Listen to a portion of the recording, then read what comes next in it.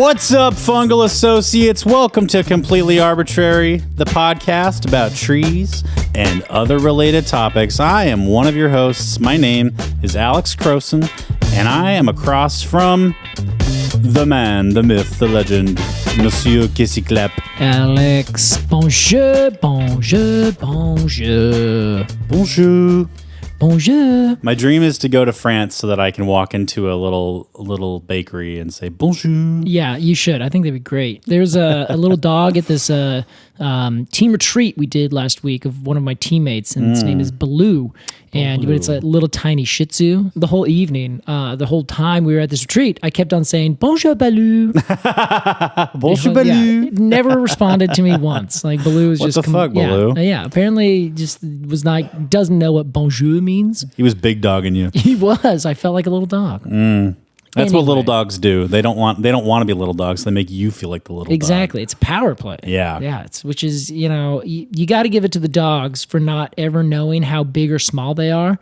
They always have the same, like, I'm a dog. True. It's just, it's good for them. It's good. It's happy. I'm happy for the dogs. I always loved my late beloved Solo. He would, if he saw another big dog, he would try to big dog, like, I'm a big dog. You think you're a big dog? I'm a big dog. But if we walked by a little dog, it's like they were invisible. Like, he just didn't even consider them. It was so rude. Oh my God, the politics, the caste systems of dogs. I don't even want to imagine it. It gets way too, the metaphors are terrible. I don't want to do it. I want to see Succession with dogs. This is how I pitch TV shows. Okay. I go, I want to see The Simpsons with dogs. Yeah, and everyone's like, oh my God, that's evocative. Yes. I want to see Cheers with dogs. With dogs. Imagine what they could be. Kind of a one-trick pony. Casey, big happenings in the arbitrary world. Oh my God. This last weekend, you and I hosted the first annual, I'll say, Completely Arbortrary Trivia Night. What a night it was, Alex. At the Arbor Beer Lodge in Portland, Oregon, hosted by Treecology. That's right. Our friends over at Treecology, they were so lovely. They also, they sponsored us by giving everyone a tree. That's right. Yes. We didn't tell anyone that. We kind of wanted to keep it under the radar. It was a cool surprise. It was like Oprah was like, look underneath your seat. You get a brand new Douglas fir. Casey, that's so funny you say that, because when we were revealing to the people that were there that they were going home with a tree, I chickened out, but I really wanted to go, you get a tree, and you get a tree, and you get a tree. Oh, you should have. That I know. So good. I also chickened out of wearing the cowboy hat. Did you notice? Oh, I did. Yeah, I turned to Lily. My partner Lily was behind me.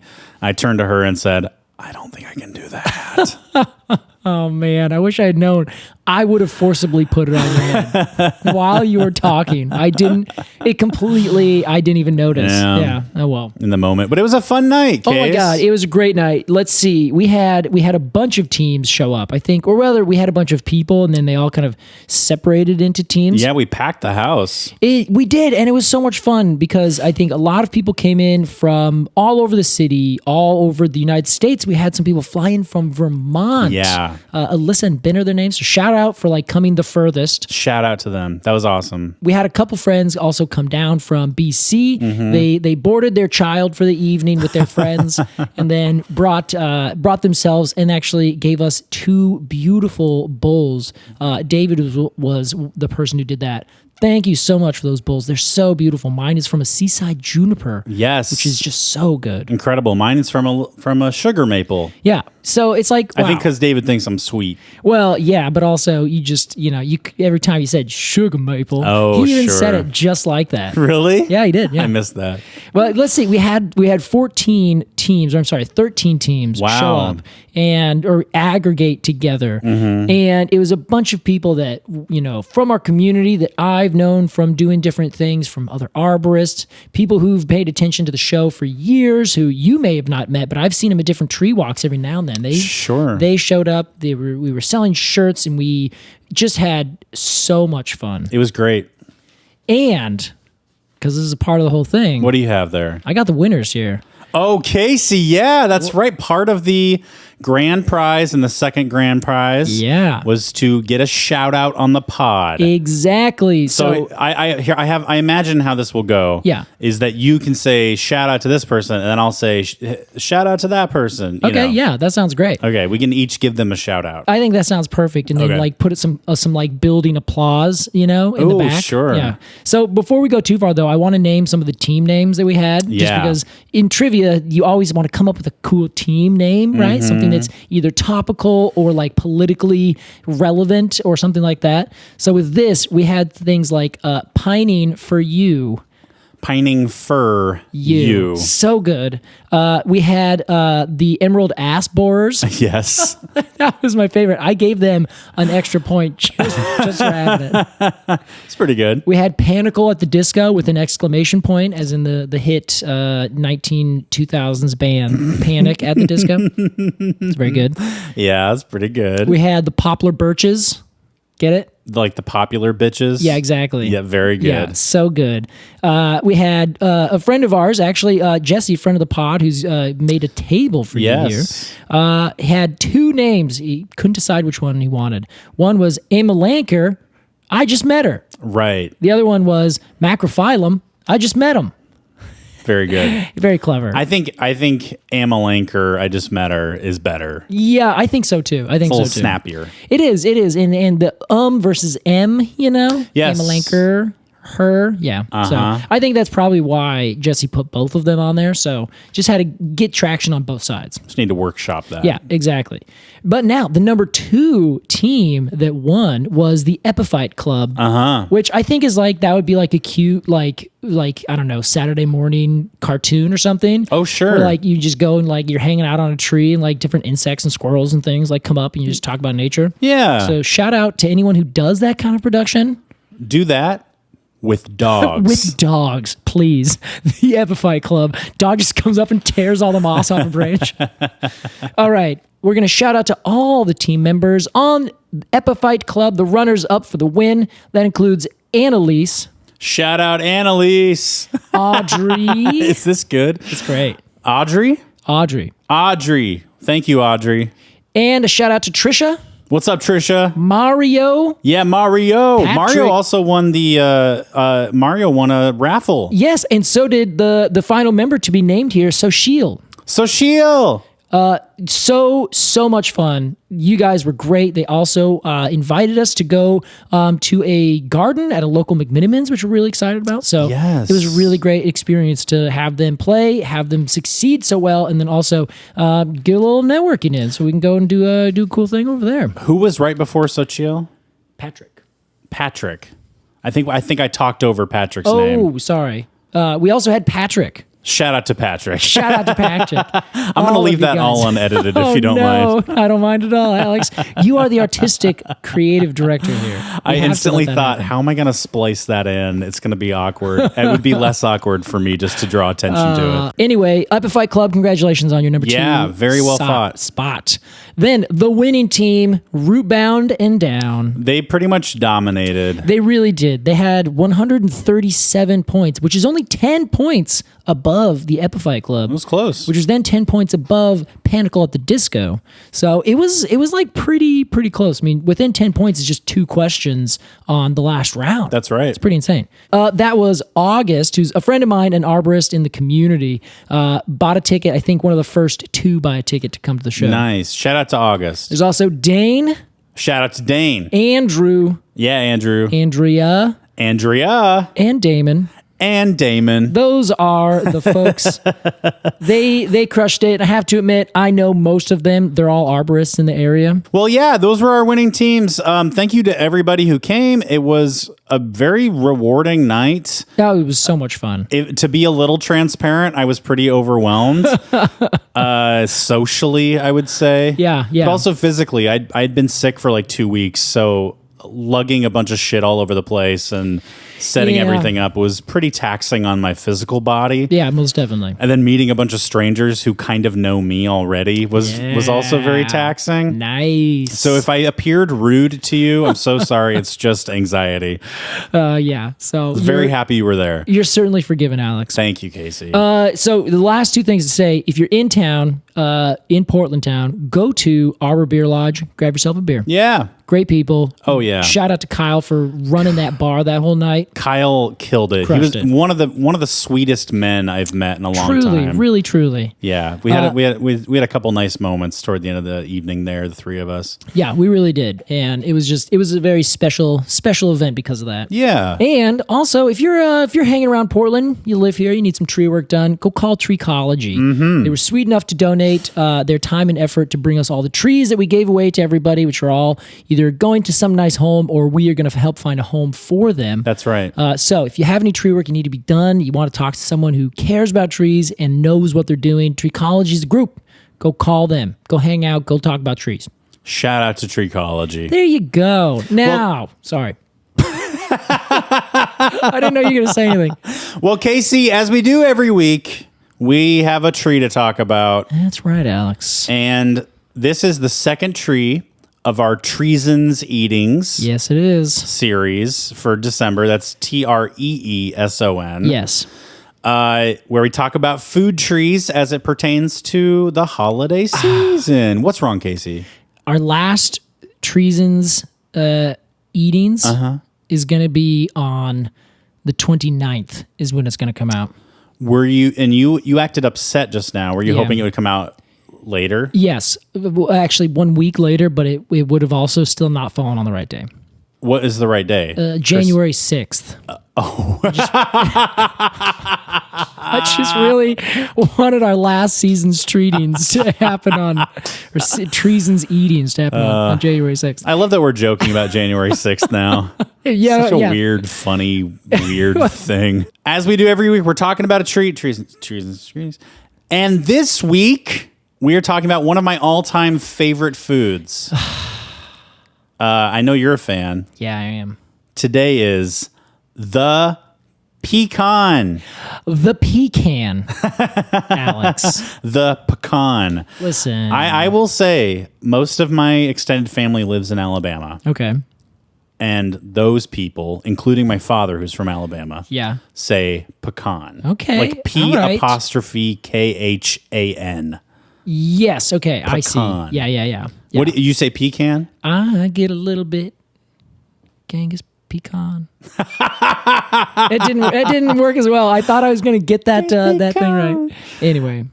You say pecan, yes? Yeah, I say pecan. I think. Can I clear the room really fast? Yeah, everyone, get out. I am so sick of people.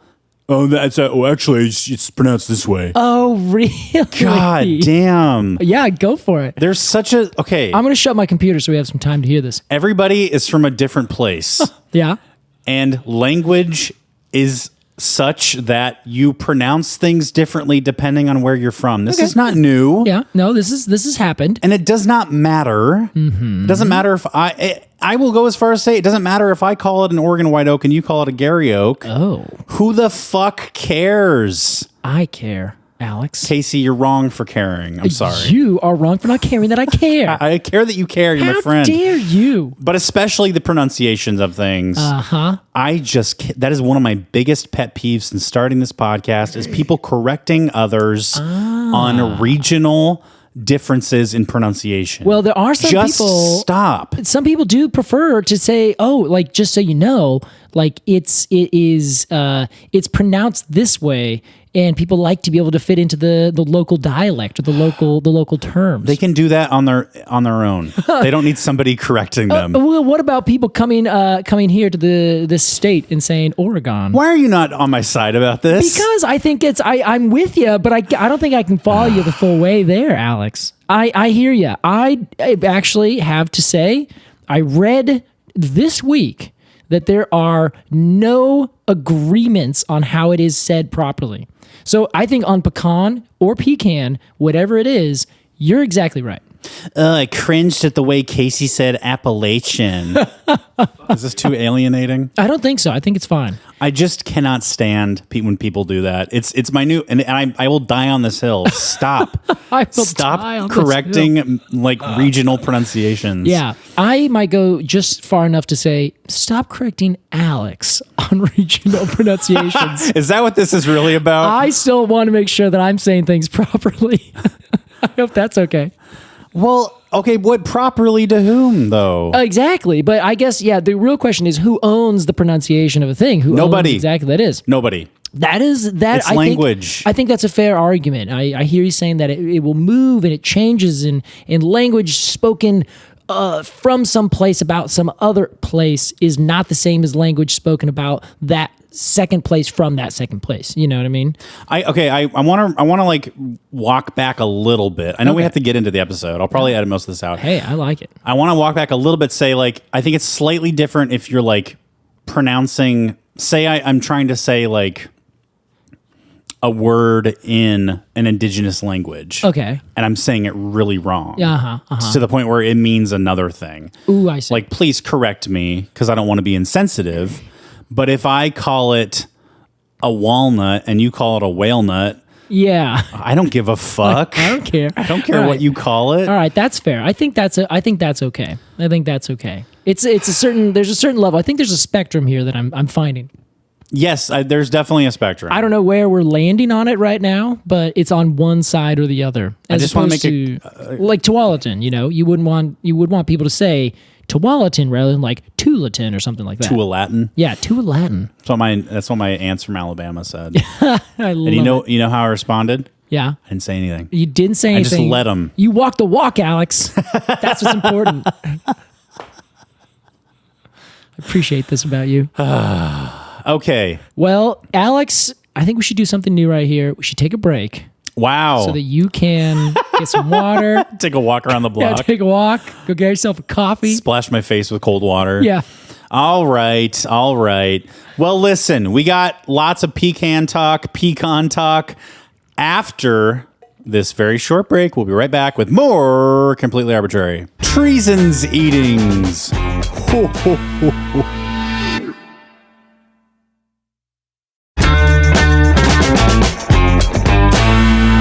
Hi, we're back. Welcome back to Completely Arbortrary. Oh, man. I feel like that break that we just had is going to be one of those things where someone's like, all right, great. We'll talk to you later. And then like they don't hang up the phone. And then they're just like, oh, yeah, God, that guy sucks. Oh, man. Anyway, I really think he's the worst person. But yeah, hold on. Let's go back. It's like my dad. You know how my dad hangs up the phone? He just puts it down. My dad hasn't ended a call in months. Good for him. Oh, my God. Hey, unlimited minutes these days. Thanks, Verizon. Yeah. Casey Clapp. Alex, you ready to get into this? Let's talk pecan. Yes. Well, now I'm all goofed up. Why don't we just say... And you know what? It doesn't matter. It doesn't matter. It doesn't matter. You're not goofed up. Let's call it the pea nut. The pea nut. I agree. I think that's the best one we got. Let's imagine that you and I are walking through... Let's make it real simple. Yeah. And say a pecan orchard. Yeah, I think that's good enough. Yeah, owned by Dole or something. Oh, yes. Well, yeah. Milliken, I think, might be the one this time. Milliken. Yeah, well, we'll get into it. That just sounds evil. And we come across some pecan trees. Casey, let's ID this tree. Oh, let's do it. So the old pecan, I don't recall why I called it pecan. I was in the South, but like in the North Carolina South, and they said pecan. So I just started doing that. And sometimes you just got to choose a way and just stick with it. And that's fine. Yes, thank you. So here's a tree that, Alex, is spectacular. Mm-hmm. It's a tree that grows natively in the United States, essentially from Canada, like Iowa and Illinois, Ohio, Indiana. Really? Straight down the middle of that swath of the country, down to Mexico. Like down the Mississippi? Exactly. Okay. That is the perfect way to do it. It's a tree that grows essentially in the Mississippi basin. Okay. Wherever there's like a low-level alluvial river kind of valley area. pecans are loving it there. Not necessarily riparian. No, not riparian, but like something that would have lowlands. have like a high water table because there's a river just down the way from where it's at. So they're the tree that is like constantly wants a good amount of water, but isn't going to be literally in water. Okay. And my God, do they grow in just the most gorgeous way. They're the biggest of all the hickories. The scientific name is Carya. Here's a fun one, another pronunciation thing. And if anyone asks me, I'm so ready for you. I thought you were saying Carya. Here's a fun one. Oh yes, I was like, whoa, that's weird. That's a really good scientific name. What is the scientific name? Carya illinoinensis. Illinoinensis. Yes. Now it's spelled ILLIN. OINENSIS. So it's meaning the Carya, which is the nut from Illinois. Okay. Now Illinois is pronounced Illinois, even though it has like the IS at the end, right? Right. OIS. Is that the French? It is, yeah. It's because it was named by the French initially. Yeah. And can I tell you a story? I might have actually already said this one time on the show. Please. I'm going to say it again. When I lived in Illinois, which I did for about a summertime. Really? Yeah, I did. I worked at the ISA, the International Society of Arboriculture. Mm-hmm. They've since now relocated down to Atlanta, but at the time they were in Champaign, Illinois, which is a little college town of the University of Illinois. And I recall specifically a lot of the people that were from that area or like up in Chicago, they would cut you off when you're talking, like notably. I've never noticed it anywhere else. I don't know if this was just the people I was with, but it was a pattern. I picked up on it. So I would be talking and they would just kind of say, I know what you're going to say for the last 6 or 8 words. And then they would just cut me off. And one time I was talking and I was going to say Illinois State, as in the university, Illinois State University. So I was saying Illinois, and then they cut me off, and then they stopped and were like, it's pronounced Illinois. And I was like, no. You bastards. I know how to pronounce it. You cut me off, and then you added me for saying the name of your state wrong. It was like the perfect combination of me just looking like I didn't know what I was doing, and then them having the dominant role. And I was just God! I was so mad. I remember it to this day. Fucking, that's a big time no. Exactly, and I was like, no. I think at the time I was like, hold on. No. And I explained myself thoroughly, but at that point it was just, a joke. The Carya illinoinensis is the biggest of all the hickories. Wow. Now, Carya means nut, as we said earlier. Goes way back to ancient Greek. The tree itself can grow in spectacular instances up to about 150 feet. But normally, you're going to see it around 80 to 100, somewhere in there. It's still pretty solid. Oh, it's a solid tree, and it just gets this gorgeous, huge, round crown. If you see a big walnut that's been growing somewhere in the open area for a long time, it just becomes this big mop of a big globe of tree. Love it. This does the same thing. And they're not very closely related, but they're kind of closely related. They're in the same family.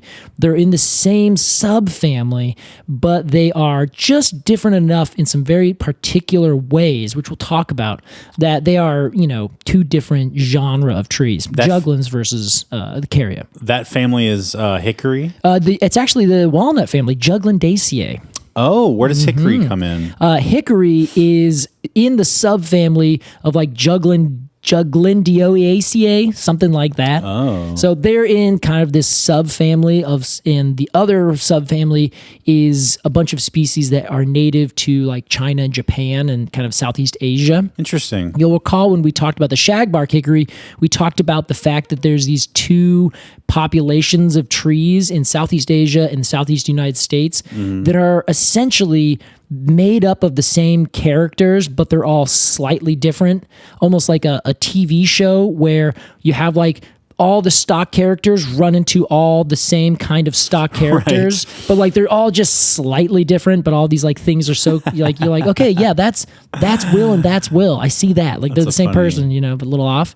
I always think of Shaun of the Dead. Remember when they run into like clones of themselves, basically? No, I don't remember that. It's like they're all running away from the zombies. Oh, and they run into a group of people that all sort of look like yes, them. I know exactly what you're talking about. Yeah, that's right. It's exactly the same thing. So those kind of like split the two subfamilies a lot. Got it. So the tree itself it's a big tree, obviously. It grows in these huge, big, open kind of growth patterns, and they have leaves that are alternate, pinnately compound leaves, which have about 9 to 17 leaflets, and they're probably upwards of about maybe 1.5 feet long, maybe kind of on average a little bit less than that. It's pretty big. It's a pretty good sized leaf. And they look really similar to other hickories and walnuts. The biggest thing being the leaflets are very falcate, which is a fancy way of saying sickle-like. Sickle-like. This is a term that we've never talked about on the show. We really haven't. That's a very good point. We haven't really come up with leaves that are so particularly shaped. What was the word? Falcate? Falcate, yeah. Falcate. Okay. Yeah, there's a Quercus falcata is the southern red oak, and it has leaves that kind of come up, and then at one point they just kind of go whoop, and just kind of angle off one direction or another. Wow, sickle-like. Yeah. Okay. So I'll give you an example. You can kind of see what I'm talking about. Look at the top leaf there. Oh, sure. And all the leaflets on it. On the top of the leaflets, further away from the base of the leaf, they are a little bit wider and a little bit longer, and on the bottom, they're a little bit shorter and a little bit thinner. So they end up having this kind of curved look to them. That is not as falcate, as sickle-like as I was expecting. Gotcha. I was expecting, you've seen leaves that are like a literal like crescent moon shape. Yeah, sure. A lot of eucalyptus are like that. Sure. I'm also thinking maybe like honey locust or something. No, those are like those really, they're really tiny. Bipinnately compound. Yeah, but I know the leaves you're thinking of. I guess if you were looking at these and comparing them to a walnut or something like that, then it's really, really obvious. Okay. Yeah, sure. So, Casey, I want to talk bark before we get to the big show here. I'm guessing there's a flower as well that we need to talk about. There is. But you know what? Let's do the flower. Okay. Before we do the nut, because one is very involved in the other, Alex. Are we skipping bark? No, we're going to talk about this bark. Okay. This bark is very much the kind of bark that is the hickory bark, where they have these it's kind of like an ash tree, I think, where they have like these cross hatches where it's almost like they create these like X's, or like the outside is like kind of ripped apart, so it kind of gets these horizontal kind of like splits in it, you know what I mean? Is it like the diamond pattern? Exactly, yes. Okay. I don't know why I never think to just say diamond pattern. I always think of these wacky things that make no sense. Yeah. With all of your hand gestures. I know, if anyone could see me, capture that. I look like I'm a cheerleader doing like spirit fingers, trying to do something. I ripped apart Alex like this. Like you're performing magic or something. Yeah, exactly. All right, now look at the bark. Look at the bark here. Can you just look at the bark? Now, what do you see, Alex?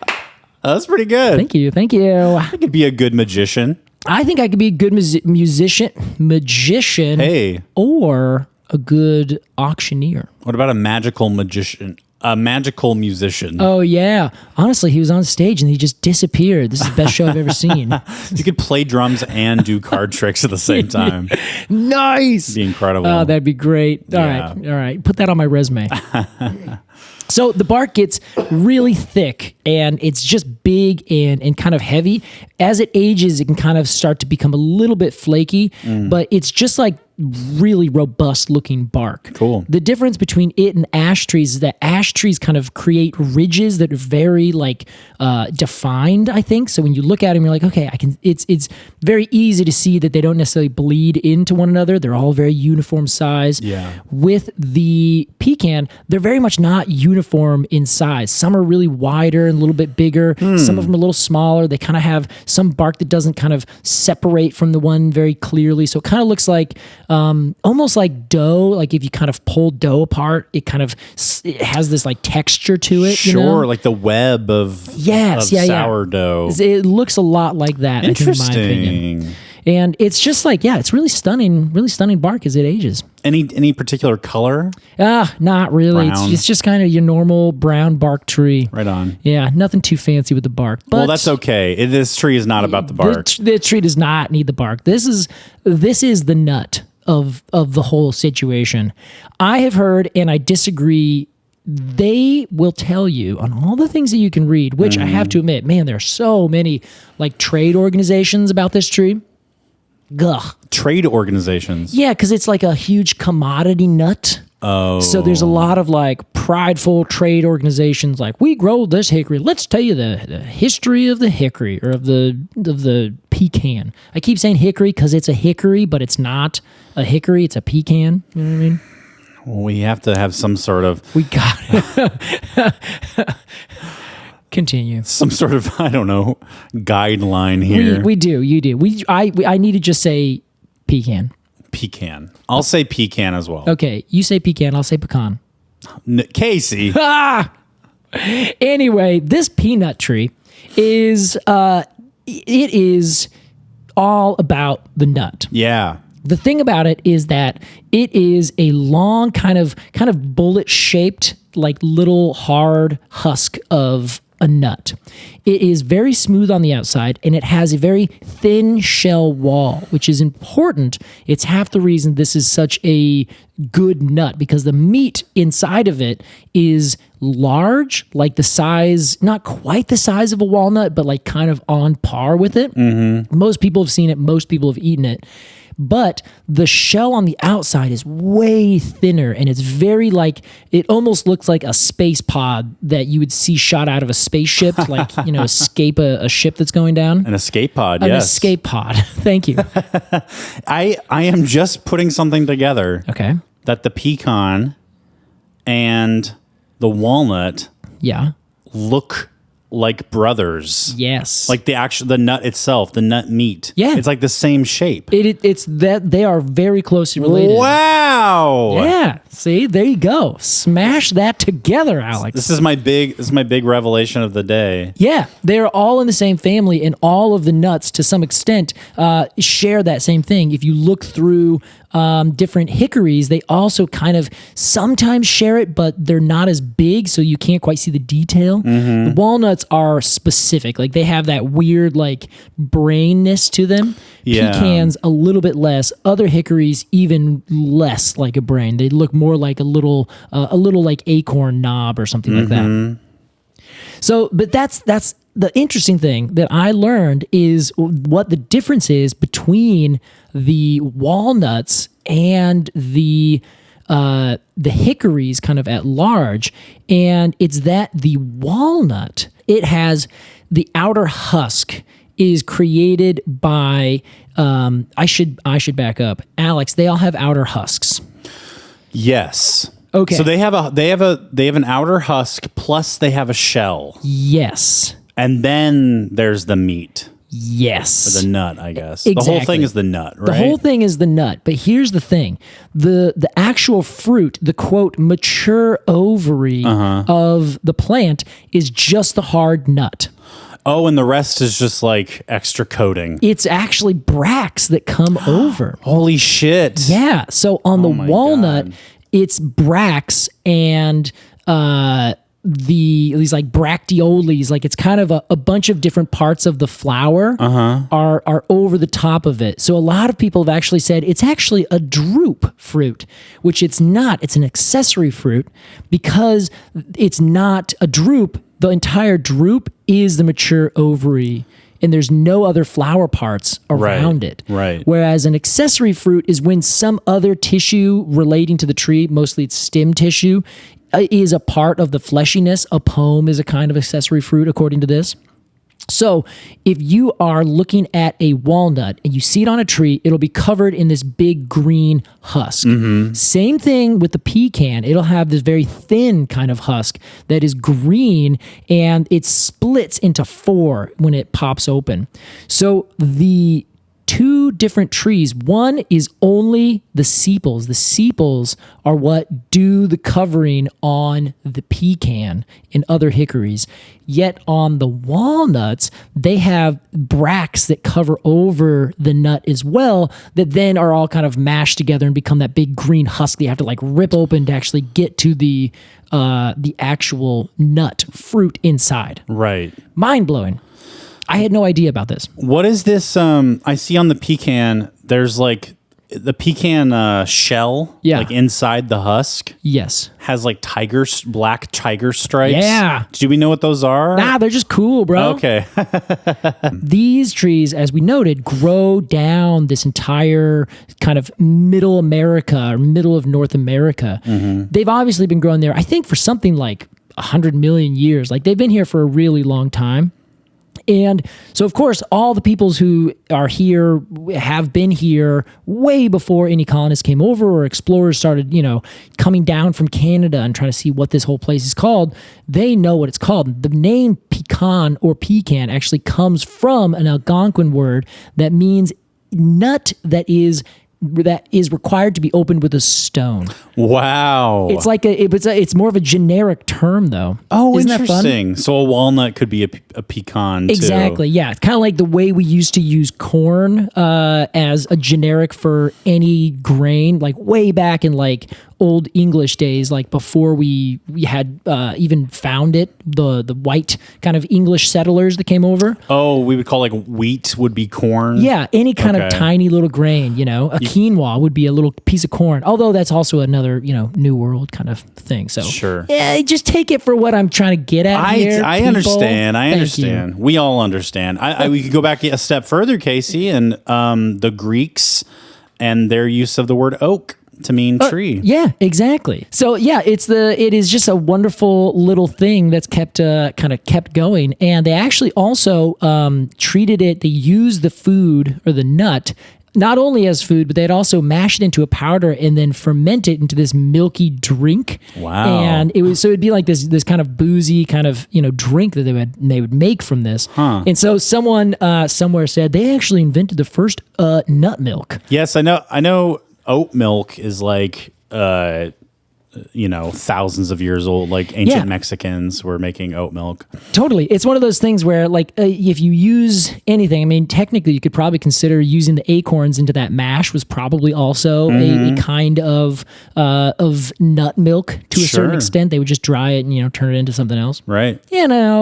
I think going back in, whenever you find like this person invented this, like this is when it was invented, it's like, well, probably, I guess, maybe that's the first person like wrote it down and made a recipe for it. Right. But was it the first? I don't know. Every time someone says that, there should be an asterisk. Just another example of the white man stealing ideas from indigenous people. Yeah, and all sorts of other people.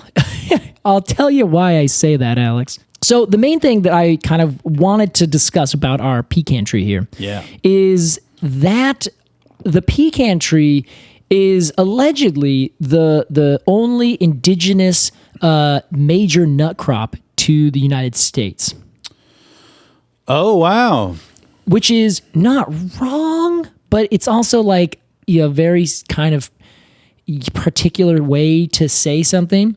So indigenous nut crop. Yes, meaning that the tree is indigenous to North America or the United States more specifically. And it was grown as a crop, so indigenous peoples had orchards of pecans? A little bit. They did kind of way later in their time because before any settlers came through, there was just already natural groves of them kind of everywhere. Sure. The native peoples of this area, which there's so many, the Mississauga and the Mississippi and the Algonquin and Potawatomi, like every kind of tribe or conglomeration or confederacy of tribes in this entire central area from Montreal down to Mexico have some relationship with this tree, whether they actually took some seeds or some seedlings and like replanted them, which is really challenging because when they're young, they have a really deep taproot. So it's hard to transplant them because you damage the taproot. Wow. Yeah, it's how they would get down to water quickly. Wow, cute. Yeah, but they... I was going to say cute and cool at the same time. Cool. Super cool. Yeah, man.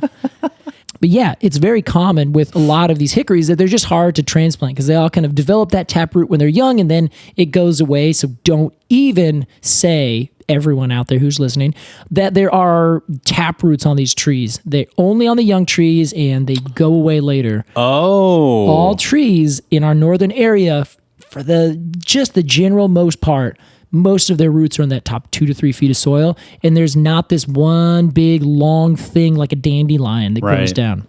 Oh, so a taproot is sort of like an umbilical cord. It like gets what it needs early on, and then it just kind of withers away. Yeah, exactly. Or the wither cut it away. off. It's kind of They just like say, "And this is done," and they abort it. Yeah.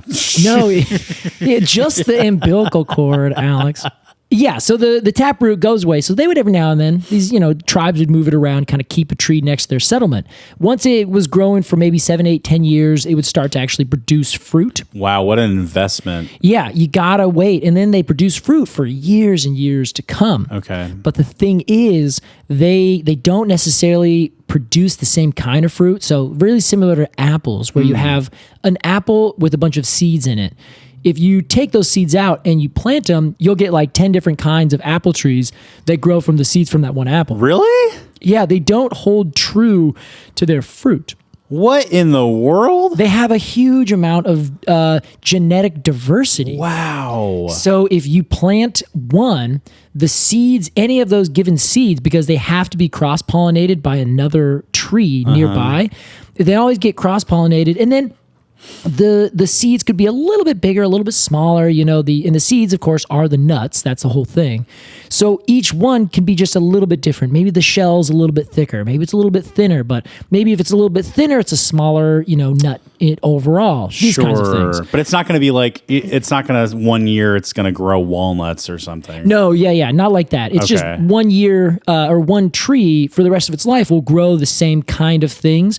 But there's a lot of variability in the size. So if you are, say, a new person who's come to this world and you're saying, wow, I really want to grow these tree nuts because they're delicious, but I, of course, want the biggest, the best, and I want them to have very thin shells so we can get through to the nut really easy, or the meat, all that kind of stuff. You want to have consistency, right? But that is the thing. They never really had consistency. Okay. As we've said before, diversity is important. It is. To survival. Which is the subject of what we're going to talk about next, Alex. Wow, look at that. So this is a tree that you kind of hit the nail on the head talking about genetic diversity, where years ago there was this guy who loved it. He moved to the United States, I guess it was to the United States, from England, and his name is E.E. Risen, Risien.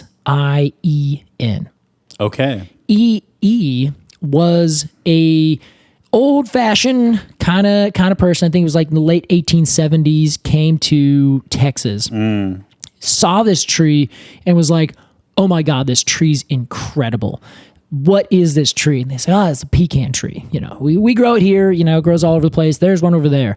But then what he saw is that at this point, no one really cared about the trees. It's a very classic kind of problem with not just American colonialism. It's just colonialism everywhere. They would destroy the cultures and the cultural things in order to make way for the culture that they're promoting. Yeah. A lot of times it would be destroying, all the prairies and all these things to plant crops or for land for cattle and things like that. We talked about it during the oaks episode, where not the Oregon white oak, the white oak, just plain and simple, where you had these two people who really valued one thing, but for completely different reasons. And so one, there's like, yeah, we value to cut it down. The other said, oh, we value this because it's up and live and producing these things.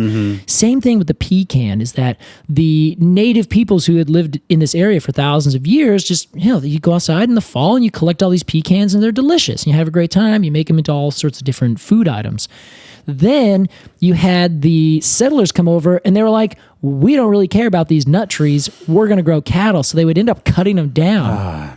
But they would also like get a little bit like, oh, these nuts are actually really good. But I don't know how to get, all the nuts from this giant tree. So what's their solution to that problem?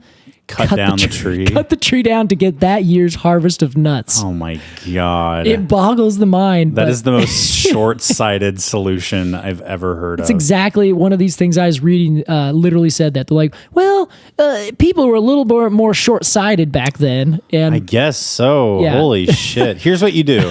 You get a baseball, which was new at the time, and you throw it up into the tree. Yeah, there you knock go. a few down. You do that like with 50 guys, right? Yeah. Everybody's throwing baseballs at this tree. And now it's a game. And, having a good time. Yeah, exactly. Yeah. Oh, we're playing old pecan ball. Yeah, get on there, we got blow up a pecan ball. I think that'd be a great way to do it. Exactly. Yeah. So it's like one of these sad things. You're just like, you shake your head. But apparently there used to be groves, especially down in the Southwest, where to this day, Texas and Georgia are like the biggest producers. Louisiana, Alabama, like they all along that area produce huge amounts of pecans because these trees just grow all over the place. Yeah. And so they grow very well once they learned how to actually graft the best trees onto other trees. And this is kind of interesting. It turns out that initially the very first successful graft, lots of people tried. Everyone failed except for an enslaved person named Antoine in Louisiana. Wow. Antoine was the very first person to successfully do what's called a bud graft, where you take a bud from tree A that you really like, and you put it into the bud area of a tree B that is very strong and robust, has a good root system. And then when that bud grafts and takes, then you get a new shoot that comes out and becomes the actual fruit producing branch. And then you cut off all the other branches from this tree. So you just have that one thing. Now you have a grafted tree with robust, good root stock, but also has the characteristics in the fruit that you want up above. So that new shoot is tree A. Yes. It's tree A's shoot. Correct. So once you cut everything else away and it grows more new shoots, will that now be it'll all be tree A? Yeah, and you just keep the tree B shoots either completely cut off all the time, or a lot of times the tree just heals over and it just puts all its energy into one, and you just have a normally grafted tree. Wow. And if you drive through New Mexico, you can see this. It's mind-blowing because you have like trees that have a certain shape and size at the bottom, and then there's like this whoop, and they change texture and shape where the graft is. Yeah. You can see it on cherry trees. You name the kind of tree that's being planted outside your yard right now. They all have this graft because a lot of times that's just the most common way to do it these days. Wow. So Antoine crushed it. And depending on what source you read, it said, it was the very first one was found or was done successfully on a plantation in Louisiana. And there's the Wikipedia and some other places are good enough that they actually say, yes, by an enslaved person specifically. And it made me wonder, we can't even begin to touch the subject of how many things were done by enslaved people or just by women, Yeah. And then the man or the group or whatever kind of did. It's like you come up with Snoopy the character, and then Disney says, we came up with this. Right. And it's kind of like, that was mine. I did that. And the actual person gets erased from the history of that thing. Yeah. So I was really happy to read that and see that several sources, said, no, it was this particular person. That's surprising, yeah. And that was in like 1846, I think. Oh, wow. So fast forward about 30 years, this guy who we're talking about, this E.E. Risen, he loved these trees so much. And so he started to do this bud grafting when he found this one tree. He basically said,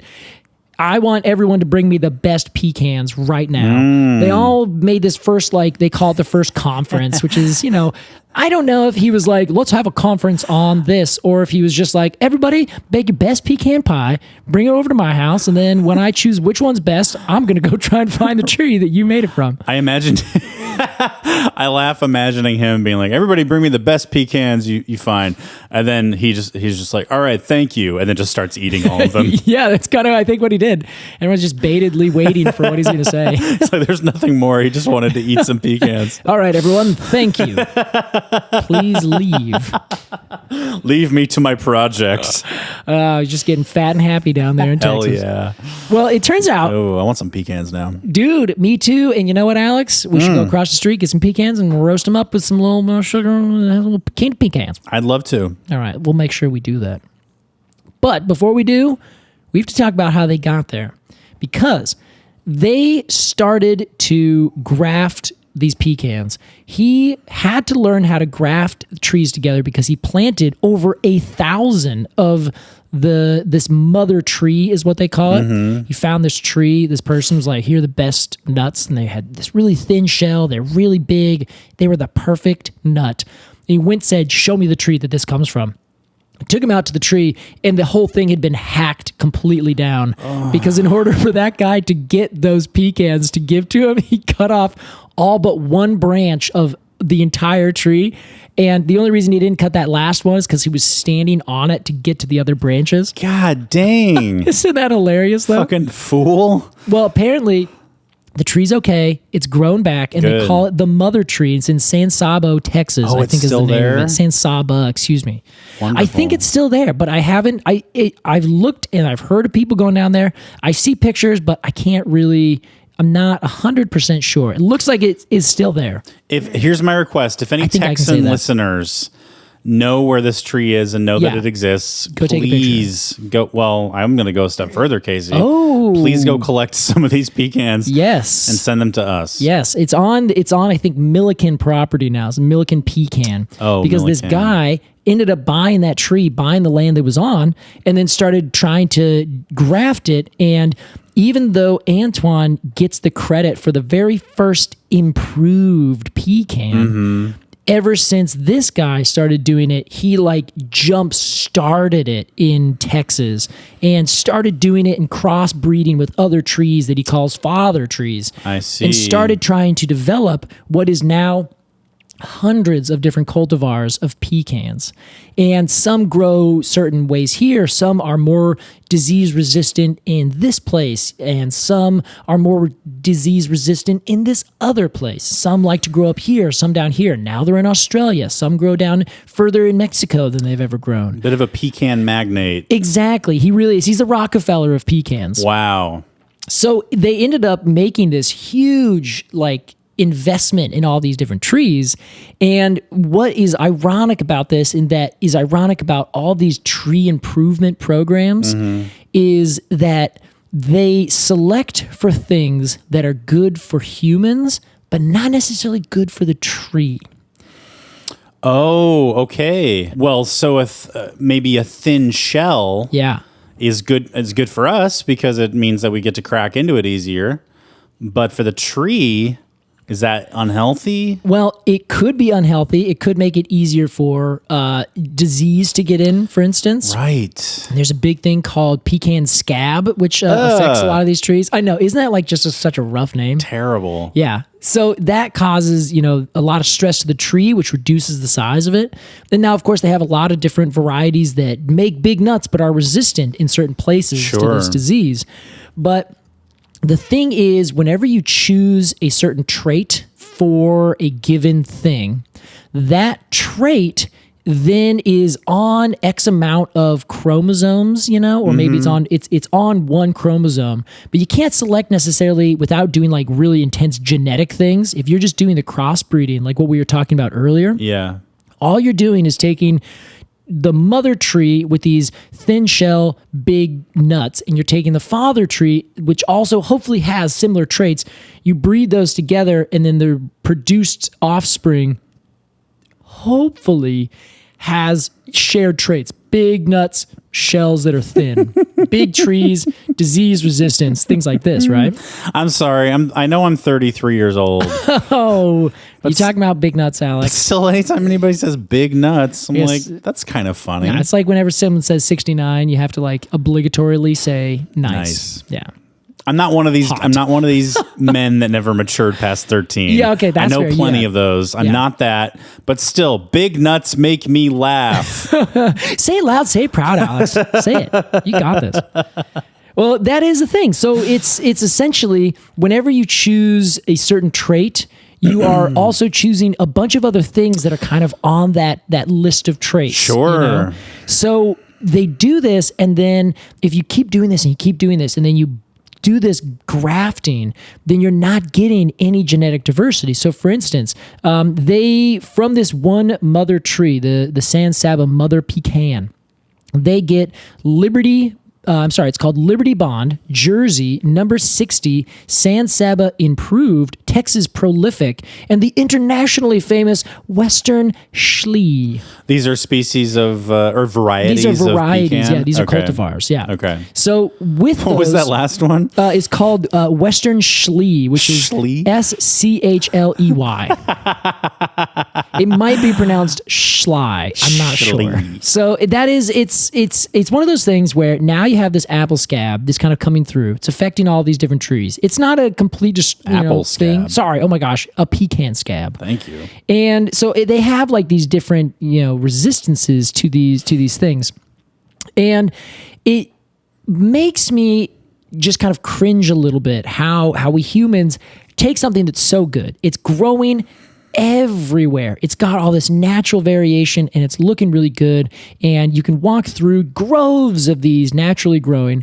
We cut down a bunch of them out of just lack of foresight and understanding and really just not caring and just probably a little bit of aggravation.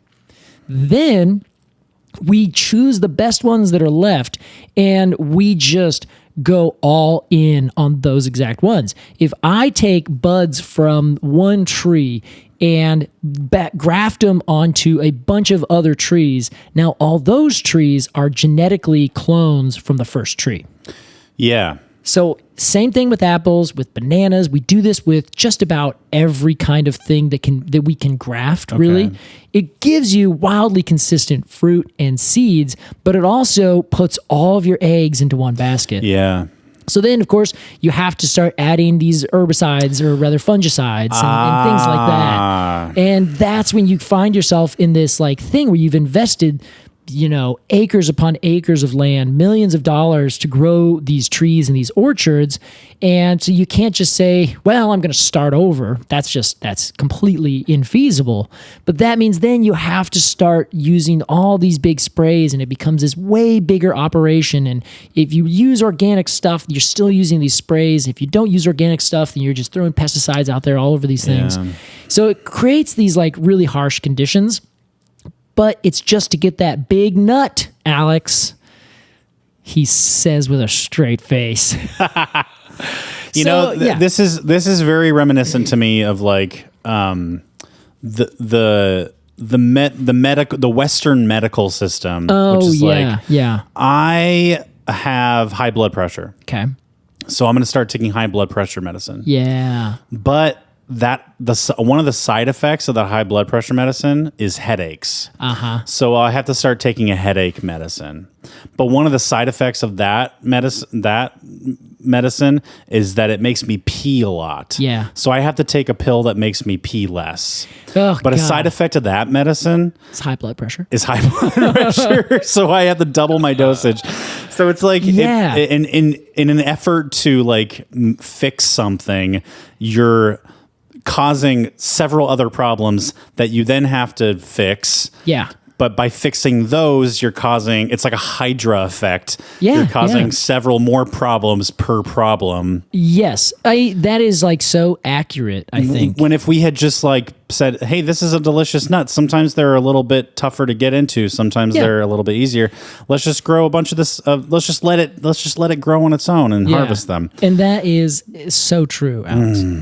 That is, it's a little mix of capitalism. It's a little mix of industry, which is, a lot of mix of capitalism. Yeah. But I think that's like the perfect example that you just provided. Like, we just have to keep on doing this, and rather than just saying, hey, I'm just going to have this other one. It's just a little bit smaller nut. Yeah. Casey, that was our discussion of the pecan. A cool story, I would say. It's an interesting tree. About a big nut. And like we do every episode, we're going to review this tree, but we're going to do so after a quick break. We'll be right back with more Completely Arbortrary.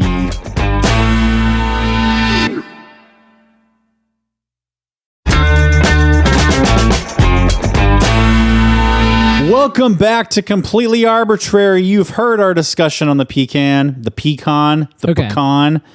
Now you're going to hear our review. Here's how it works. We're going to give some final thoughts about this tree, then give it a rating of 0 to 10. Golden, sweet cone poems. I was going to say, oh my God. Of honor. And in honor of Treeson's Eatings. Casey, as our resident pecan grafter, we'll begin with you. Okay, thank you. It's better than being a pecan grifter. Here is the thing about this tree. I really love it. Cool. I generally am a harsh critic of many trees. Yeah. Admittedly so. We've been on a roll of a lot of pretty good trees, which is probably going to be something that I have to editorially fix about this podcast, is that I feel like I think it would be more native and natural if everybody in the world said, do this tree, and then we just did that tree. We didn't choose which trees we're going to do. And I say this, Alex, because oftentimes I choose trees and I'm like, oh, I really want to talk about that tree, and I'm already stoked about it. And that tends to lead me away from trees that I don't really want to talk about. Sure. So our numbers are all skewed kind of on a higher thing. Yeah. Unless I have a bone to pick with the tree, and then I choose that tree just to be like, you suck. I'm going to do an entire episode about how I hate you because I am rage fueled right now. But it's rare that we do an episode about a tree that sucks where the point of the episode isn't to say that tree sucks. Exactly. Yes. So having said that, I really picked up on that here with this tree, but also cinnamon, and also all the other trees that we've done recently. Yeah. It's all been 7s and 8s and 9s and high numbers. But I'll say also, as podcasters, we want to talk about things that we like to talk about. Exactly. And so it gives us, our audience also really wants to hear it. So I have to give the pecan a 9.5. It's a killer tree. Yeah. The only thing that I really found in terms of what's wrong with the tree is that it's hard to transplant, and it has this pecan scab disease.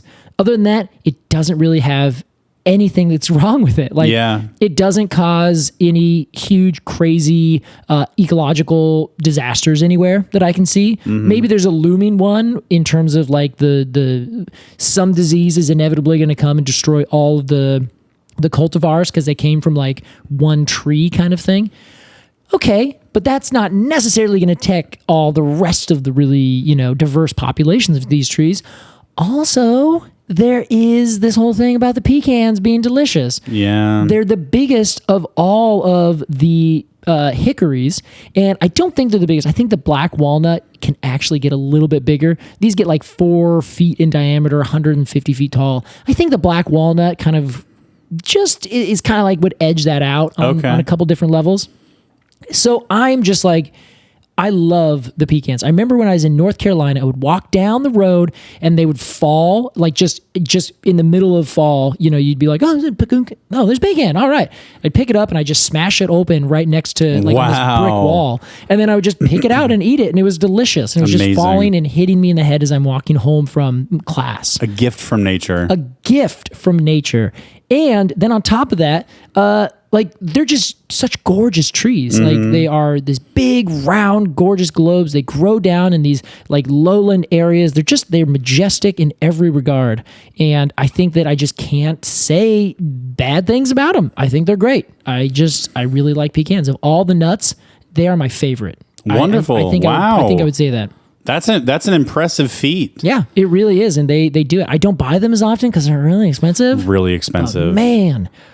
I just love them. I don't know how I feel about pecan pie. I really don't think I've ever had too many. Really? Yeah. Earlier you seemed to be defending it, or maybe you just thought I liked pecan pie. Well, no, it's because I thought that you really liked it, so that's half the reason you wanted to do it during our Treeson's eatings. Okay. Because it comes in the fall, and so then it is a big like harvest time, winter time kind of thing. Yeah. So I thought that you had some personal thing with it, so that's why you really wanted to do it. Not necessarily. Gotcha. Right. 9.5 Golden Poems of Honor. That's right. For the pecan from Dendrologist Casey Clapp. That's right. Now, Alex is our resident, many opinionated faced man. What do you think? It's a knockout. It's a home run. Really? For sure. What? Obviously. It's not obvious. Tell us why. It's a big tree. Okay. It's got notable elements from its leaves to its bark. Okay. It doesn't really have a utility element.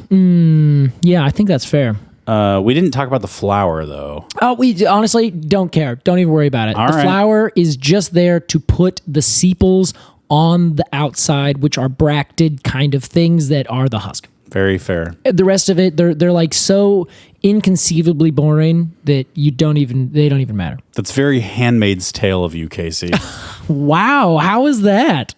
Just is that your flower is so inconceivably boring? The flower is only there for the fruit, you know. Oh, geez, the woman right. is only there for the. There's male flowers too, and they also are boring. But a fruit is mature ovary. Oh man, yeah, this is going to be like the Handmaid's Tale, but also with dogs. I love it. I like pecan pie. I'm not like super crazy about it. I'll eat it for sure. Okay. But more so, I just like a nice roasted or raw pecan. Yeah. They're just like, give me a bag and just let me sit on the couch and watch some movies and eat pecans. Yeah, I think that sounds like a wonderful night. It really does. I'm going to give this tree, this is going to seem low. Okay. 8.5. 8.5. Yeah. Why is it low? Why is 8.5 low? No, why is that? Well, why is it not higher? I think is a better question. You could ask yourself, is Alex rating it under 9 so that he doesn't have to go get his melodica and play the theme song? I don't know. It's right behind you. No. Oh, man. And you know what? No, I don't know. 8.5 feels more solid than 9 to me right now. Okay, 9 is a little fair. bit. 9 plus, I feel like we're putting things up on a pedestal a little bit.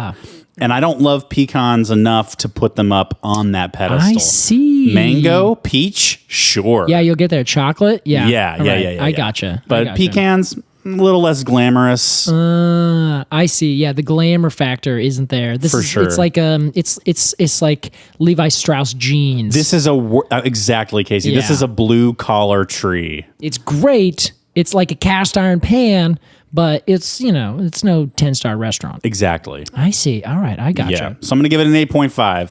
Casey, that was our review of the pecan tree. It's time for a game.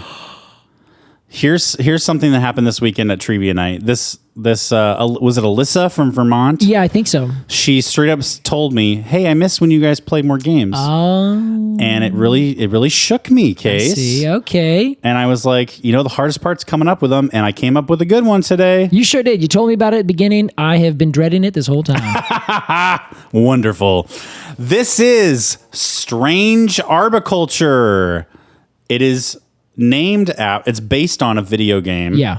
Strange Horticulture that I played for Arbortrary Plus live stream. That's right. If you want to watch those live streams, join the Arbortrary Plus tier at patreon.com/arbitrarypod.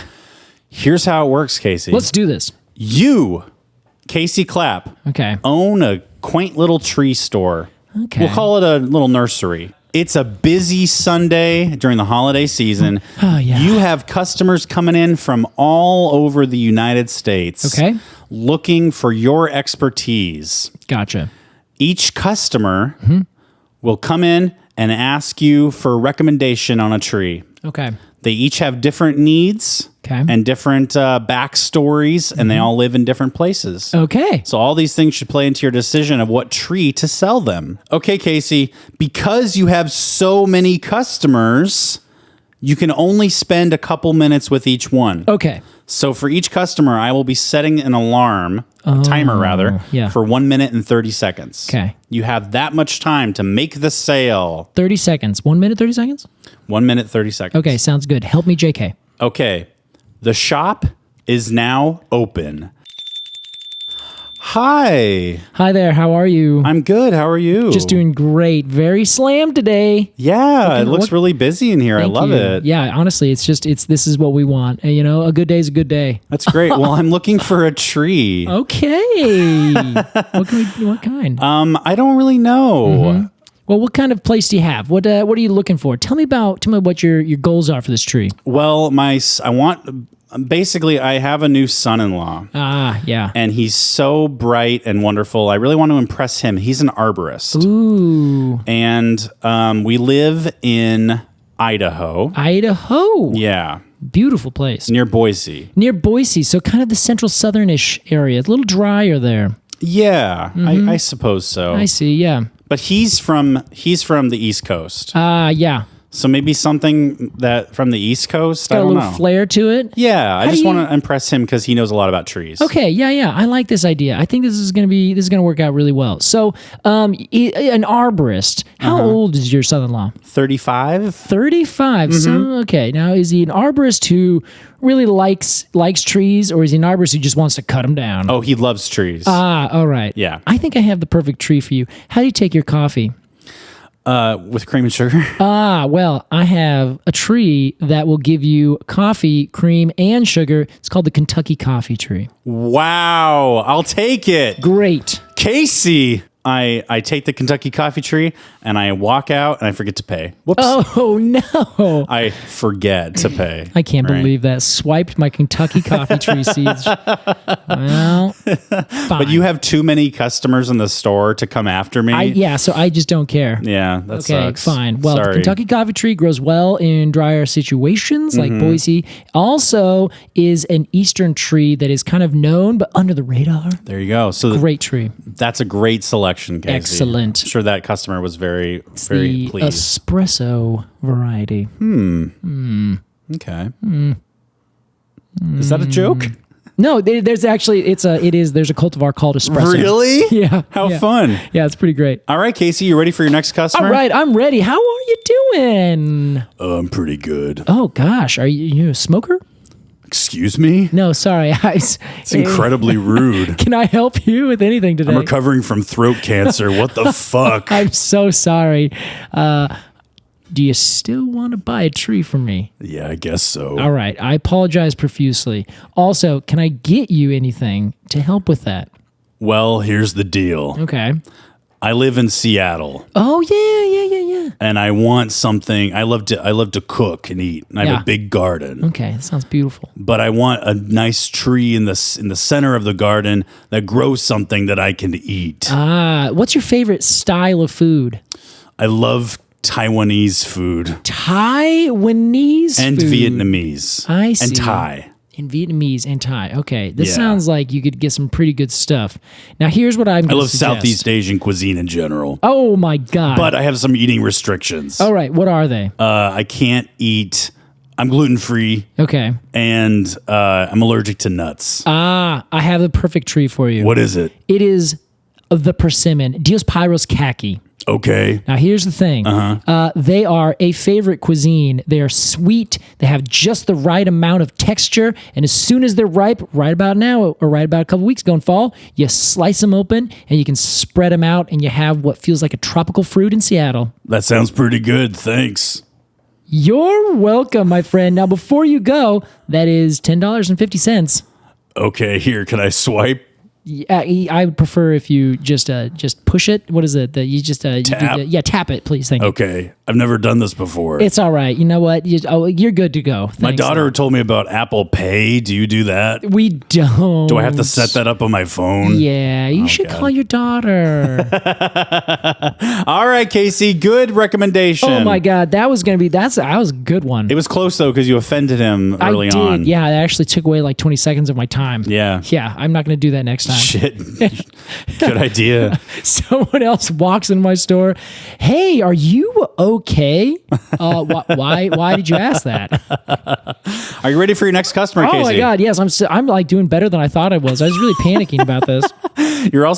So far both customers you come in just under the wire, which is really exciting. Yeah, cool. Okay. All right, ready, Case? Yeah, I'm ready.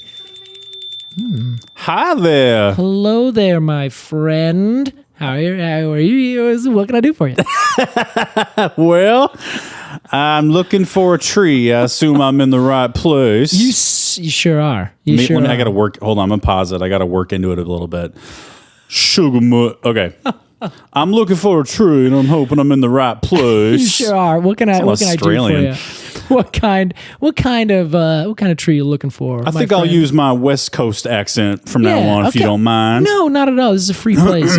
So I'm from Georgia. Okay, all right. But I met a man who lives in Maine. Yeah. Online dating. I know. I get it. Not just for young people. Yeah. And I fell in love, and I've moved up there, and he has this big yard. Congratulations. Thank you so much. We're so happy. Yeah. He has this big yard, but I just miss my home. I miss Georgia. Yeah. And I would love something to remind me of my home. Okay. I think that there's a lot of options for you here. Okay. So here's one more caveat. Excuse me. Go for it. I'm so broke. We just spent so much money moving. Yeah. And I just had an unforeseen dental bill that I wasn't planning on paying. Oh my gosh. I'm fine. Yeah. Okay. I was going to ask. But it has to be cheap. All right. Red maple. That's the answer for you. Grows everywhere. It's beautiful. It will shine in the fall. Wow. And they're dirt cheap. Pennies on the dollar. I'll take 2. All right. That's a sale, man. I have never once recommended a red maple. That's the only time. Wow. Yeah. I was trying to think of a tree that would grow really well in the south, but also the north, and it sure will. That's great. Yeah. You just got to buy the southern or the northern variety to plant in the north. Okay. To be clear. But it would remind you of the southern variety. Would, yeah. It absolutely would, yeah. They look exactly the same, except one is like, oh, great. It's this time in spring, I can put out my leaves. Mm-hmm. The other one is like, oh, it's this time in spring, I am still sleeping for another 4 weeks. I see. Yeah, that's the kind of thing. Clever. Yeah. Good job. Oh my gosh, is that it? All Casey, the store is closed. Oh my God. I made 2 sales. One was my cheapest trees. The other is a medium tree that's great, and I got 1 tree pilfered. Yeah. Well, I'm sorry about that. Hey, that's the way it goes. I don't think she meant to. She'll come back in and she'll be like, "Oh my God, I can't believe I did this." Totally. That's going to be great. Yeah. I look forward to her return tomorrow. The karma is going to all come back around. For sure. Yeah. How much fun, Alex. I like that game. That's so hard. I'm happy that you got to come up with these kind of situations because I'm like, oh my goodness. That it's terrifying. Like we get a lot of questions like this in real life. It's true, Casey. That's part of what inspired it. Oh. You did a great job. Thank you, Alex. That was strange arboriculture. Casey, it's time for our completely arbitrary Q&A. Let's do it. We have a special one this week, Case. That we do. This week's question is from Angie Smith. Now, Angie has been listening since day one. Yes. She supports us on Patreon. Yep. She supports me on Patreon. Mm-hmm. Just a huge, what was I going to say? A bastion? A gem of the person. A stalwart. A stalwart of this podcast. Ah, yes. Really supports everything we do. Is that the right word? I'm not sure it is. All right. Well, we mean to say that she's very supportive of what we're doing. Sorry, stalwart is good. Stalwart supporters, like a never say die, you know. Okay. Hardcore. Yeah. Okay. Well, that she certainly is. Yeah. last Christmas, Angie sent us a gift box with a bunch of goodies from where she lives, which I will not divulge. That's very true. And she sent us a big gift box this Christmas. Oh my gosh. A huge, full of love shout out to Angie. Thank you so much, Angie. Yeah, thank you, Angie. It just had so many cool goodies in it. Casey, what are you holding there? I'm holding Deer Haven Herb and Flower Farm Bonnie Doon Glycerin Soap Citrus Blossom. It's so good. It smells amazing. Oh my gosh. She sent us mushroom glasses. Some cool stickers. Like a drink glass, not like bifocals. Hand towels with big redwoods on big it? redwoods printed on them. Oh, but the redwood is the foliage are all animals. That's right. Oh, it's so it's a nice little detail. What else? Oh, oils, different kinds of infused oils and vinegars. Yeah, it's like it's so much where you're just like, this is out of the blue, beyond the pale. It's incredible. It's such a sweet gift. So thank you very much. Yeah, thank you, Angie. This really made our day. It made our week. We had a lot of fun unwrapping all of this together. We definitely did, and we've never asked for anything other than, of course, sending us pecans or syrup every now and then. But man, the community, this happens every now and then.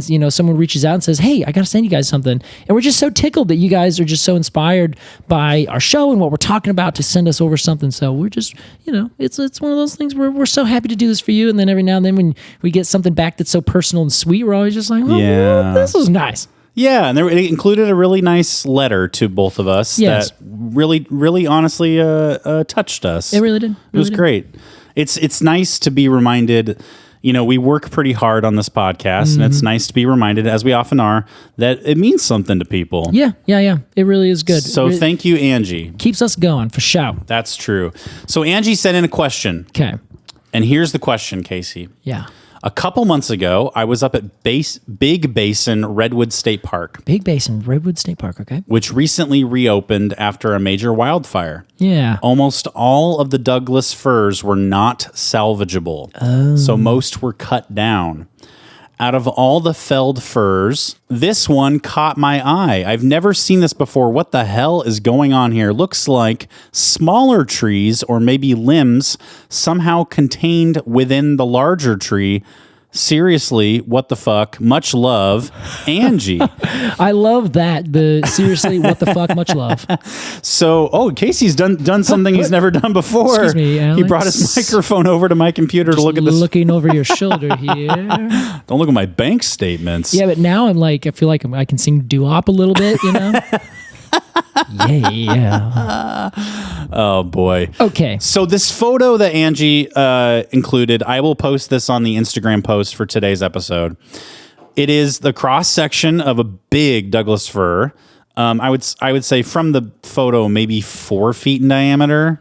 Yeah, something like that. Maybe 3 or 4. It's huge. It's a big boy. Yeah, it's a big boy. And inside this cross section, you can see what look sort of like knots in wood, but they look just like the stems of the cross section of the stems of smaller trees. Yeah, like all enveloped in this cross section. Yeah.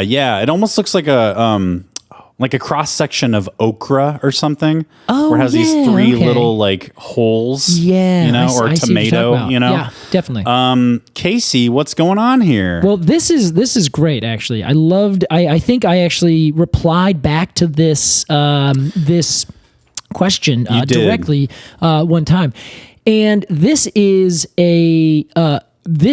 fun because that is other old branches from that tree that it's essentially cut through where those branches started at some point, let's say when the tree was 4 inches in diameter, those branches popped, those little buds burst open and you saw new little branchlets come out, maybe 6 inches long, a millimeter thick, those tiny little twigs, right?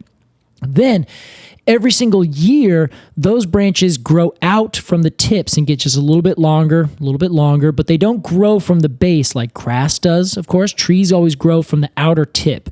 So you have the branch grows out 6 inches, then from the very end of that 6 inches, the next bud pops, and then it grows another 6 inches, so on and so forth every year. But that original limb keeps growing. Exactly. It keeps growing from the tip. So it doesn't get longer, as in your finger, if you move your arm away from your body, it's as if your arm is growing from the shoulder out. You know what I mean? This would be as if your arms are just out perfectly, and then from the tip of your middle finger grows another middle finger, and it grows out there from the next middle finger, and so on and so forth. Got it. I don't know if that's the best description, but there works. we go. Essentially, trees don't grow from the base. They always grow new sections from the tip. Wherever a thing is, it stays there forever, and then the tree expands around it. Okay. So what happened here is you had a branch that grew when the tree was really small. That branch, every single year, the tips grew a little bit longer, and the stem around those branches, like the actual branch, the branch diameter itself, got bigger and bigger and bigger every year. So the arm of the branch physically got longer. It put on a new layer of wood, not longer. The branch got physically larger. It put on a new layer of wood and grew in diameter. At the same time, the main stem was growing in diameter. And the way trees work is that the branch grows out first, then the stem grows out second. And then they just build these layers where you have like one grows a little bit bigger, then the other grows out a little bit. Then one grows a little bit bigger, then the other grows a little bit out. Okay. So you end up getting this like triangle look of it. So if you cut directly through a branch, like you literally cut the branch off, you cut horizontally straight through where those branches were. You could follow that branch getting smaller and smaller in diameter all the way back to the very middle of the tree where it initially started. Wow. Then each tree ring grows out and gets bigger and bigger and bigger from the center of that tree. So I know this sounds confusing, but with that picture, those are branches that have been enveloped by the main stem of the tree as the tree grew out and got bigger and bigger and bigger and bigger. So it's not like the branches are growing on the outside of the main stem. Correct. It is that they are growing out of the wood, but then the main stem is also growing out. Yeah. So it eats up a little bit of the branch. Yeah. But the branch is also growing outwards, so it doesn't look like it's eating it. Exactly. Looks like it's all growing at one relative pace. Yeah. The very base of that branch has been enveloped every year since the very beginning. Wow. Okay. So now there's just like maybe 3 or 4 feet of layers of wood. Each one has grown a little bit further out from the very middle of the tree, which means each year it goes maybe a quarter of an inch further out on that branch, then another quarter of an inch. Every ring extends a little bit further down that branch. So how do I guess like I haven't seen this before. Yeah. Well, you have. Anytime you've seen a knot, That's what that is? Yes, it's exactly what that is. So there's 2 different kinds of knots. One is a tight knot where the wood of the branch grows out, then the wood of the stem grows out around it. Okay. But everything is growing out against each other, so they are very tightly bound and pressured, so they all hold each other in very, very tightly. It's all interconnected. But then if that branch dies and the tree is still growing out, but that branch is not growing out in diameter, then the bark of the branch now no longer grows, and that kind of connection is broken. So then the tree, the big stem of the tree, as it grows out, it then envelops the rest of that branch like it's a wound. And so it gets literally covered over as if it gets kind of taken within the tree as the tree grows out, and kind of like a blob just kind of goes and covers over the top of it. The bark reconnects, and then the tree's is like that branch never existed. Wow. But it did exist, and it's inside, and you have this living, then you have dead within layers of wood as a tree grows out. The loose knot is the one that covers up that old barked kind of dead end of the branch, and that section is only called loose because the branch wasn't growing outwards, so it wasn't putting the same pressure on that the main tree was before, when they were both growing, kind of reconnecting with each other. So it's a little bit complicated. Guess what? There's a great video on my Instagram that I can share. Wow. Also, And that will show this because I actually saw an example of this when I was chopping wood, and I chopped into the wood, opened it up, and you could see exactly the point where the branch died, because you could see it very, very tight, very, very tight. Then all of a sudden it stopped and you saw bark, and then the bark started to get enveloped. I saw this, yeah. Yeah, when both things are alive, the bark moves outwards from the tree and outwards from the branch at the same time every year, or very, very close to the same time. So the bark layer never changes. But then as soon as the branch dies, the bark on the branch stops growing, but the bark on the stem of the big tree continues to grow. So then it starts to cover it over. And you can see that transition in this video. Sweet. So in this case, that photo is the tight knot. That is when you had these branches that were coming out. You'll notice they come out at a kind of an angle. They kind of look like they're shooting out. Yeah. And that's because the branches were growing up at maybe 20 or 30 degrees. Mm-hmm. So as you cut perfectly flat, it looks like they're kind of like disappearing. It's like taking a carrot and you cut a carrot cross section wise. Then the carrot kind of looks like it has it's like cut at an angle. Mm-hmm. Like the cross section is like a big oval. This is the same thing, but the oval cross section is the branch. The flat circular cross section is the stem, which is what they cut through. And that's because the branches were not at a perfect 90-degree angle to the stem. They were actually growing upwards a little bit. Very cool. It's a really cool picture, kind of showing something that when you look at it, you're like, well, that's fascinating. And then when you talk about it, it's like a very complicated, like anatomical way that the tree grew, but everyone is probably really familiar with it. You just don't know it because it's little knots, you know? Yeah. Interesting. So it was a lot of fun. I really liked that one. There you go. If you want to see that photo, look at our Instagram on the post for this episode. And thank you, Angie, for your question and for the lovely care package. We've had a few other boxes sent to us recently or delivered to us, and we just have neglected to say thank you. But for anyone who's ever sent us anything, it's so appreciated and so loved. Yeah, it really is. So thank you. Yeah, like here's another thing from Ashley, and we're just like we're just beyond the moon with everyone's generosity. Yeah, to get a Christmas card from a fungal associate is a wonderful thing, Casey. It really is. If you have a question for us about trees, join the Patreon at the Quercus and Alder tier. That's Q&A, $3 a month. Or you can join the Arboretum and get 2 bonus episodes a month about trees and other related topics. Above that is the Cone of the Month Club. You get a unique die-cut cone sticker for you to place on anything or just collect as they are, illustrated by an independent artist. You get one of those every month by a different artist. I'm very excited for the next few months, Casey. Yeah, me too. We just got done talking about them today. That's right. We've got a few sweet cones coming down the pike. Above that is our Arbortrary Plus tier, where you can watch 2 live streams a month from Casey and I, one from Casey and I, and one from me playing a tree-themed video game. It should be noted that the very first one you did was called Strange Horticulture. Yes. And we kind of used a little callback to that for Strange Arboriculture. That's right. In that game, you run a little plant shop and you have to fulfill different customers' needs. Yeah, which is a lot of fun. Yes, I stole the idea. How dare you? What do you want from me? I don't need an answer to you. I don't need to apologize to any of yous out there. Any of yous. Okay, we got Philly Casey on the mic. Above that is our premier $20 a month tier. It's called Generous Admission. If you just want to give us that little extra for fun projects like the trivia night we just had, that's the way to do it. Every dollar ultimately goes back into making this podcast. It really does. Patreon.com/arbitrarypod. Casey Clapp. Alex Crowson. We made it through another one of Treeson's Eatings. That's right. So good. The Pecan. And next week we've got another edible tree, Casey, don't we? Yes, we sure do, Alex. Should we spoil it and just say what it is? I don't know. Let's do it as a little Christmas present. You know what? You guys earned it. Yeah. As a thank you, let's reveal what we're talking about next week. All right. Which, of course, I know, but why don't you say it for me?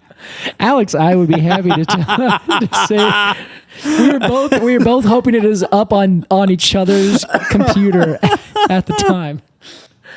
Oh, next week is a perennial favorite. I say perennial because it comes around yearly. Wow. It is an orange. Specifically, we're going to be doing the mandarin orange. Yeah! Go mandarins! That's right. So we're going to talk a little bit about this lovely little orange that comes from China, and it's going to be pretty good. Every dad's favorite addition to a salad. Yeah, that's true. Is a can of mandarin oranges. That's right. They are in the cans. I forgot about that. Oh, man. Okay, that's going to be a good one. So you will have to just listen in next week to see what we have to say about the mandarin orange. That's right. And then the next week, because, we're spoiling things. You guys are spoiled. We're going to be talking about the quince. Wow. Does anyone know what a quince is out there? No? Oh, okay. Sounds good. You're about to. You're about to. Thank you so much for listening to this season's... Thank you so much for listening to this episode of Treeson's Greetings. What? Thank you so much for listening to this episode of Treeson's Eatings. Completely arbitrary. We will see you next time. Goodbye. Goodbye.